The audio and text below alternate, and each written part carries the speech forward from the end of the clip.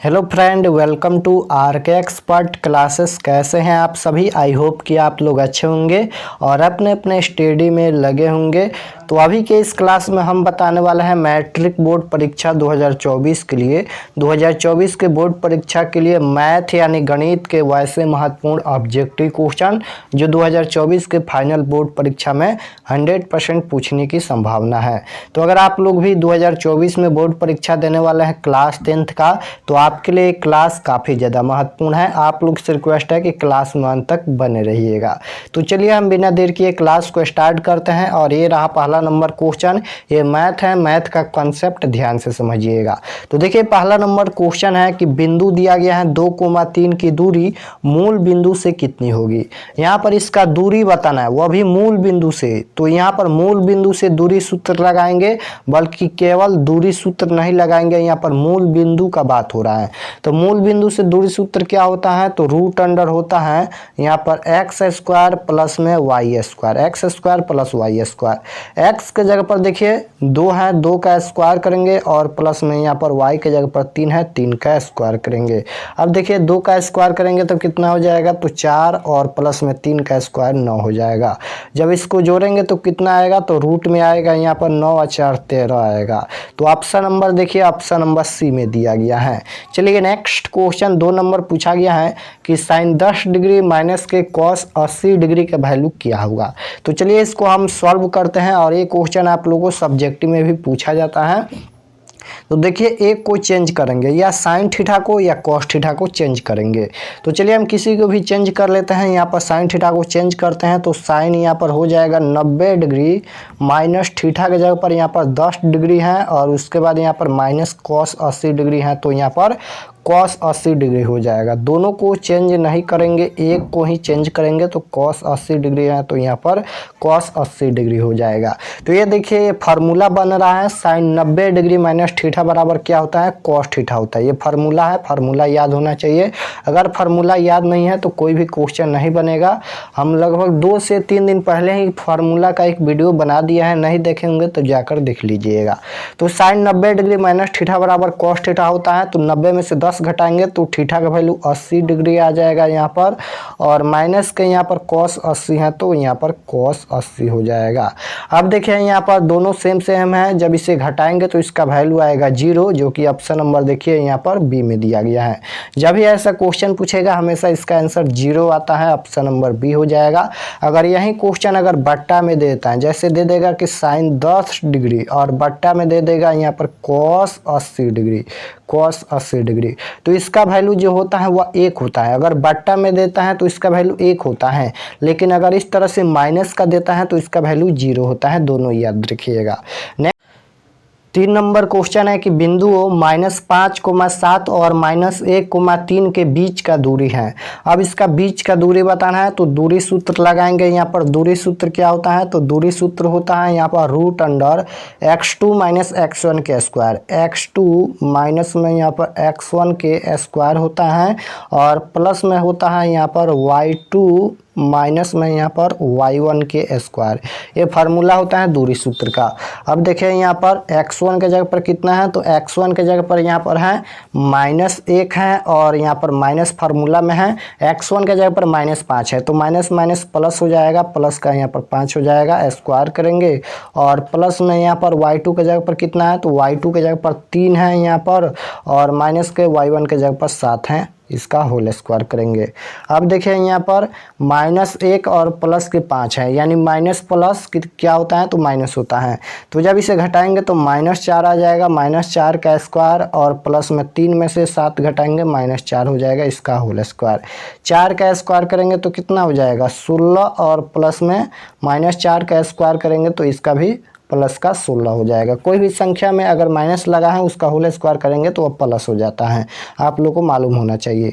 अब 16 कितना हो जाएगा? तो रूट में हो जाएगा 32, तो 32 देखिए रूट में ऑप्शन नंबर सी में दिया गया है। नेक्स्ट क्वेश्चन है 4 नंबर की, यदि 5 साइन ए बराबर 3 हो तो कॉस ए का वैल्यू क्या होगा। कॉस थीटा का वैल्यू बताना है तो साइन थीटा बराबर होता है लंब बटा कोण, लंब बटा कोण होता है यानी पी बट्टा में एच होता है। तो पी का वैल्यू कितना दिया गया है? 3 और बट्टा में h हो जाएगा, यानी h के जगह पर 5 दिया गया है। तो p बट्टा h होता है साइन थीटा बराबर, यानी p का वैल्यू 3 है, h का वैल्यू 5 है। तो हमें b सबसे पहले ज्ञात करना होगा, उसके बाद यहाँ पर cos थीटा का वैल्यू निकलेगा, क्योंकि cos थीटा बराबर आधार बटा कोण होता है, यानी आधार इसमें नहीं है तो आधार निकालते हैं। तो आधार का फॉर्मूला क्या होता है, तो रूट अंडर यहाँ पर कोण स्क्वायर माइनस लॉम स्क्वायर, यानी 5 का स्क्वायर करेंगे और माइनस के यहाँ पर 3 का स्क्वायर करेंगे तो यहाँ पर b का वैल्यू आ जाएगा। अब देखिए 5 का स्क्वायर 25 हो जाएगा और माइनस के 3 का स्क्वायर 9 हो जाएगा, रूट में हो जाएगा यहाँ पर 25 में से 9 घटाएंगे तो कितना हो जाएगा, रूट 16, और रूट 16 का वर्गमूल कितना होता है, तो रूट 16 का वर्गमूल होता है यहाँ पर 4। तो b बराबर यहाँ पर 4 आ जाएगा। तो यहाँ पर cos थीटा का वैल्यू बताना है, तो cos थीटा बराबर आधार बटा कोण होता है, यानी b बट्टा में h होता है। तो b के जगह पर देखिए अभी 4 आया तो 4 हो जाएगा, और बट्टा में h के जगह पर यहाँ पर 5 है तो 5 हो जाएगा। तो इसका वैल्यू आएगा 4 बटा 5, जो कि ऑप्शन नंबर देखिए ए में दिया गया है। ऑप्शन नंबर ए बिल्कुल राइट आंसर हो जाएगा। नेक्स्ट क्वेश्चन है 5 नंबर, बिंदु -4 कोमा -5 किस पाद में स्थित है। तो देखिए ये प्रथम पाद में नहीं होगा, द्वितीय में नहीं होगा, ये तृतीय पाद में स्थित होगा, क्योंकि माइनस माइनस है। माइनस माइनस किस में स्थित होता है, तो तृतीय पाद में यह बिंदु स्थित होता है। माइनस माइनस प्लस प्लस प्रथम पाद में होता है, और प्लस माइनस द्वितीय पाद में होता है, माइनस माइनस तृतीय पाद में होता है, और प्लस माइनस यहाँ पर चतुर्थ पाद में होता है। आप लोग को याद होना चाहिए। नेक्स्ट क्वेश्चन है कि किसी वृत्त के बाहरी बिंदु से कितने स्पर्श रेखाएं खींची जा सकती हैं। तो याद रखिएगा इसका right answer option number A हो जाएगा। किसी भी वृत्त के बाहरी बिंदु से, मान लेते हैं ये वृत्त है यहाँ पर, तो इस प्रकार से यहाँ पर 2 ही स्पर्श रेखाएं खींच सकते हैं। तो ऑप्शन नंबर यहाँ पर ए बिल्कुल राइट आंसर हो जाएगा। नेक्स्ट क्वेश्चन है कि आर वाले गोले का आयतन होगा। आर वाले गोले का आयतन पूछा गया है, तो 4/3 पाई आर क्यों होता है, जो कि ऑप्शन नंबर बी में दिया गया है। चलिए नेक्स्ट क्वेश्चन है आंकड़े, यहाँ पर कुछ संख्या दिया गया है, यानी आंकड़ा दिया गया है जिसका परिसर बताना है। तो परिसर कैसे निकलता है, तो सबसे बड़ी संख्या में से सबसे छोटी संख्या घटाते हैं तो परिसर निकलता है। तो इनमें देखिए सबसे बड़ी संख्या कौन है, तो सबसे बड़ी संख्या यहाँ पर 78 है, तो 78 लिखेंगे, और माइनस के सबसे छोटी संख्या, तो इनमें देखिए सबसे छोटी संख्या कौन है, तो सबसे छोटी संख्या यहाँ पर 8 है, तो 8 घटाएंगे बराबर में यहाँ पर हो जाएगा इसका आंसर 70, जो कि ऑप्शन नंबर देखिए सी में दिया गया है। नेक्स्ट क्वेश्चन है यहाँ पर 9 नंबर, प्रथम 3 प्राकृत संख्याओं का माध्य क्या होगा। तो सबसे पहले हम प्रथम 3 प्राकृत संख्या लिख लेते हैं, 1 2 3, यहाँ पर 3 प्राकृत संख्या हो जाएगा। प्राकृत संख्या 1 से स्टार्ट होता है, अनंत तक जाता है। अब देखिए इसका माध्य निकालना है। माध्य कैसे निकालेंगे, तो सभी संख्याओं को जोड़ेंगे और जितना संख्या है उतना से भाग देंगे। अब इसे जोड़ेंगे तो कितना हो जाएगा, 3 2 5 1 6 हो जाएगा। तो 6 बट्टा में संख्या कितना है, तो 3 है। अब इसे कटाएंगे तो कितना हो जाएगा, 3 दूना 6, यानी 2 इसका माध्य हो जाएगा, जो कि ऑप्शन नंबर देखिए बी में दिया गया है। चलिए नेक्स्ट क्वेश्चन है यहाँ पर कि निम्न में कौन अपरिमेय संख्या है। बताना है कि इनमें कौन अपरिमेय संख्या है। तो 1/2 यहाँ पर परिमेय संख्या है, क्योंकि ये रूट में नहीं है, और रूट 25 का वर्गमूल 5 होता है, यह भी एक परिमेय संख्या है, लेकिन रूट 5 का वर्गमूल नहीं होता है, तो यह एक अपरिमेय संख्या है। ऑप्शन नंबर सी बिल्कुल राइट आंसर हो जाएगा। रूट 16 का वर्गमूल 4 होता है, यह भी रूट से बाहर हो जाएगा, तो यह भी एक परिमेय संख्या हो जाएगा, लेकिन रूट 5 का वर्गमूल नहीं निकलेगा, तो यह एक अपरिमेय संख्या है। नेक्स्ट क्वेश्चन है कि रैखिक बहुपद के शून्य की संख्या होती है। रैखिक बहुपद के शून्य की संख्या 1 होती है, याद रखिएगा। द्विघात बहुपद के शून्य की संख्या 2, त्रिघात बहुपद के शून्य की संख्या 3 होता है। नेक्स्ट क्वेश्चन है कि रैखिक समीकरण युग में यहाँ पर 2 समीकरण दिया गया है, जिसका बताना है कि कितने हल होंगे। तो चलिए निकालते हैं। a1/a2 बराबर b1/b2 बराबर c1/c2 के फार्मूला से। a1 के जगह पर 2 है, a2 के जगह पर 4 है, b1 के जगह पर 3 है, b2 के जगह पर यहाँ पर 6 है, और c1 के जगह पर 5 है, c2 के जगह पर यहाँ पर 15 है। अब इसे कटाएंगे तो 1/2 हो जाएगा, बराबर में यहाँ पर कटाएंगे तो यहाँ पर 3 दूना 6, यानी 1/2 हो जाएगा, बराबर में 5 तिहाई 15, यानी 1/3 यहाँ पर 3 हो जाएगा। तो देखिए यहाँ पर ये दोनों तो बराबर हैं, यानी a1/a2 बराबर हैं b1/b2 के, लेकिन यहाँ पर बराबर नहीं है, यहाँ पर बराबर नहीं है, यहाँ पर c1/c2 के। तो इसका कितना हल होगा, तो इसका कोई हल नहीं होगा। जब a1/a2 बराबर होता है b1/b2, लेकिन जब बराबर नहीं होता है c1/c2 के, तो इसका कोई हल नहीं होता है। ऑप्शन नंबर देखिए यहाँ पर डी में दिया गया है, इसका कोई हल नहीं होगा और यह असंगत भी होगा। नेक्स्ट क्वेश्चन है कि समानांतर श्रेणी दिया गया है जिसका 10वां पद बताना है कि इसका 10वां पद क्या होगा। तो फार्मूला लिखेंगे ए प्लस में यहाँ पर 9d लिखेंगे। 10वां पद पूछा है तो ए प्लस 9d लिखेंगे। कोई भी पद पूछेगा तो एक घटा कर लिखना है। तो एक जगह पर देखिए यहाँ पर कितना दिया गया है, 2 दिया गया है, यानी प्रथम पद 2 दिया गया है तो एक जगह पर 2 हो जाएगा, प्लस में यहाँ पर 9 गुना डी कैसे निकालेंगे, तो दूसरे पद में से पहले पद को घटाएंगे, यानी 7 में से 2 घटाएंगे तो 5 हो जाएगा। तो यहाँ पर हो जाएगा 2 + 9 = 45 और 2 हो जाएगा यहाँ पर 47, जो कि ऑप्शन नंबर देखिए डी में दिया गया है। नेक्स्ट क्वेश्चन है कि निम्नलिखित में कौन केंद्रीय प्रवृत्ति की माप नहीं है। बताना है यहाँ पर कि निम्नलिखित में कौन केंद्रीय प्रवृत्ति की माप नहीं है। तो यहाँ पर मानक विचलन नहीं होता है, जो कि ऑप्शन नंबर डी में दिया गया है। नेक्स्ट क्वेश्चन है आंकड़ा दिया गया है जिसका बहुलक बताना है कि इसका बहुलक क्या होगा। तो बहुलक बहुत ही सिंपल होता है, जो संख्या बार बार रिपीट हुआ है वही बहुलक हो जाएगा।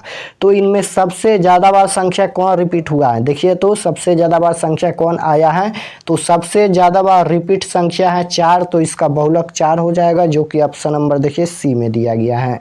नेक्स्ट क्वेश्चन है कि निम्न में किसका मान सबसे अधिक है। सबसे अधिक किसका मान है, तो 37 डिग्री का मान 1/2 होता है, cos 60 डिग्री का मान भी 1/2 होता है, tan 45 डिग्री का मान 1 होता है, लेकिन tan 30 डिग्री का मान यहाँ पर 1/√3 होता है। तो इनमें किसका मान सबसे अधिक है, तो देखिए tan 45 डिग्री का मान सबसे अधिक है, तो ऑप्शन नंबर यहाँ पर सी बिल्कुल राइट आंसर हो जाएगा। नेक्स्ट क्वेश्चन है कि अंकों दिया गया है में से सम संख्याओं की प्रायिकता बताना है कि इनमें सम संख्याओं की प्रायिकता क्या होगा। तो सबसे पहले यहाँ पर सम संख्या लिखेंगे कि कितना सम संख्या है। तो देखिए कितना सम संख्या है, एक तो सम संख्या नहीं है तो 2 है तो 2 लिखेंगे, और यहाँ पर कोमा 3 भी सम संख्या नहीं है, 4 है तो 4 लिखेंगे, 5 भी नहीं है 6 हो जाएगा 6, और यहाँ पर 7 भी नहीं है 8 लिखेंगे, 8 एक यहाँ पर सम संख्या है।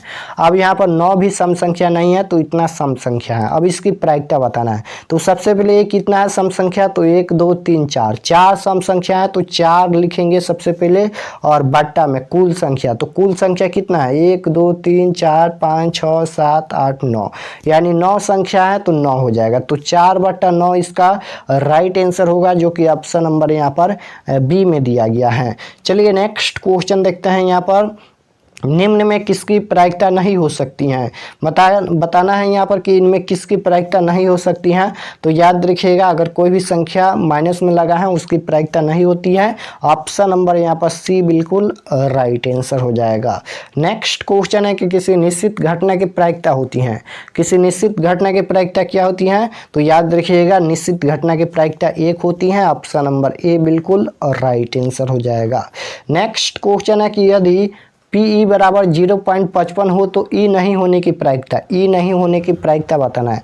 तो यहाँ पर निश्चित घटना की प्रायिकता 1 होती है, और माइनस कर देंगे यहाँ पर 0.55 यहाँ पर माइनस कर देंगे, तो इसका आंसर कितना आएगा, तो 0.45 आएगा, जो कि ऑप्शन नंबर देखिए सी में दिया गया है। नेक्स्ट क्वेश्चन है 21 नंबर क्वेश्चन है कि यदि tan a बराबर √3 तब sin a का वैल्यू क्या होगा। यहाँ पर sin थीटा का वैल्यू बताना है। तो यहाँ पर देखिए सबसे पहले कि कितना डिग्री का वैल्यू √3 होता है, tan कितना डिग्री का वैल्यू √3 होता है, तो tan 60 डिग्री का वैल्यू यहाँ पर √3 होता है। यहाँ पर tan 60 डिग्री का वैल्यू यहाँ पर 3 होता है। तो sin a का वैल्यू बताना है। तो यहाँ पर देखिए sin 60 डिग्री का वैल्यू हो जाएगा, यहाँ पर एक जगह पर यहाँ पर 60 डिग्री रखेंगे, यानी sin 60 डिग्री। तो sin 60 डिग्री का वैल्यू कितना होता है, तो √3/2 यहाँ पर 2 होता है, जो कि ऑप्शन नंबर देखिए ए में दिया गया है √3/2। नेक्स्ट क्वेश्चन है कि यदि a बराबर 45 डिग्री हो तो tan a बराबर क्या होगा। तो यहाँ पर देखिए a का वैल्यू 45 डिग्री रखेंगे, तो यहाँ पर हो जाएगा ये tan 45 डिग्री, tan 45 डिग्री। तो tan 45 डिग्री का वैल्यू 1 होता है, जो कि ऑप्शन नंबर ए में दिया गया है। नेक्स्ट क्वेश्चन है कि बहुपद 3x² + 4x + 6 के मूलों का गुणनफल क्या होगा। यहाँ पर मूलों का गुणनफल बताना है। तो इसका फार्मूला क्या होता है, यानी अल्फा इंटू बीटा का वैल्यू पूछा गया है। यहाँ पर अल्फा इंटू बीटा का वैल्यू पूछा गया है, तो इसका फार्मूला C/A होता है। सी के जगह पर कितना है 6 है, ए के जगह पर कितना है 3 है, कटाएंगे तो कितना हो जाएगा 2 हो जाएगा, जो कि ऑप्शन नंबर देखिए बी में दिया गया है। नेक्स्ट क्वेश्चन है यहाँ पर 24 नंबर कि कोसेक 30 डिग्री का मान क्या होगा। यहाँ पर कोसेक 30 डिग्री का मान बताना है, तो कोसेक 30 डिग्री का मान केवल 2 होता है, जो कि ऑप्शन नंबर बी में दिया गया है। आप लोगों को फार्मूला याद होना चाहिए, क्योंकि लगभग 10 क्वेश्चन ऐसे ही डायरेक्ट फार्मूला पूछ दिया जाता है, तो आप लोगों को फार्मूला याद होना चाहिए। नेक्स्ट क्वेश्चन है ब्रीथ की सबसे बड़ी जीवा होती हैं। ब्रीथ की सबसे बड़ी जीवा क्या होती हैं, तो ब्रीथ की सबसे बड़ी जीवा व्यास होती हैं। ऑप्शन नंबर ए में दिया गया है, ऑप्शन नंबर ए बिल्कुल राइट आंसर हो जाएगा।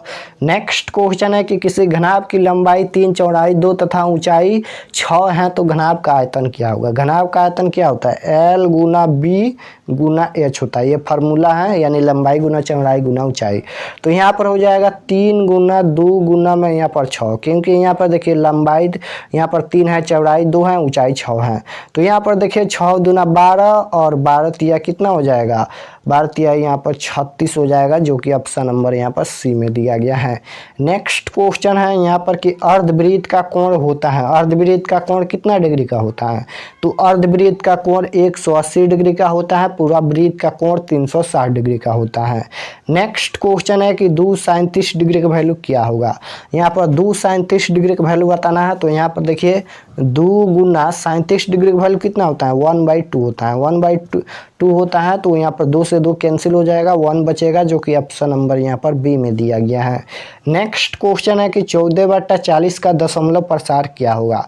तो यहाँ पर दशमलव प्रसार निकालने के लिए सबसे पहले हर का गुणनखंड करेंगे, यानी 40 का हम अभाज्य गुणनखंड कर लेते हैं यहाँ पर, तो 2 से कटाएंगे 20 हो जाएगा, यहाँ पर 2 से कटाएंगे तो यहाँ पर कितना हो जाएगा 10, और 2 से कटाएंगे 5 हो जाएगा, और यहाँ पर 5 से कटाएंगे 1 हो जाएगा। जब भी दशमलव प्रसार पूछेगा तो हर का गुणनखंड करेंगे, यानी 14/40 है, नीचे वाला का गुणनखंड करेंगे और देखेंगे अगर केवल 2 आता है, इस तरह से केवल 2 आता है तभी शांत होगा।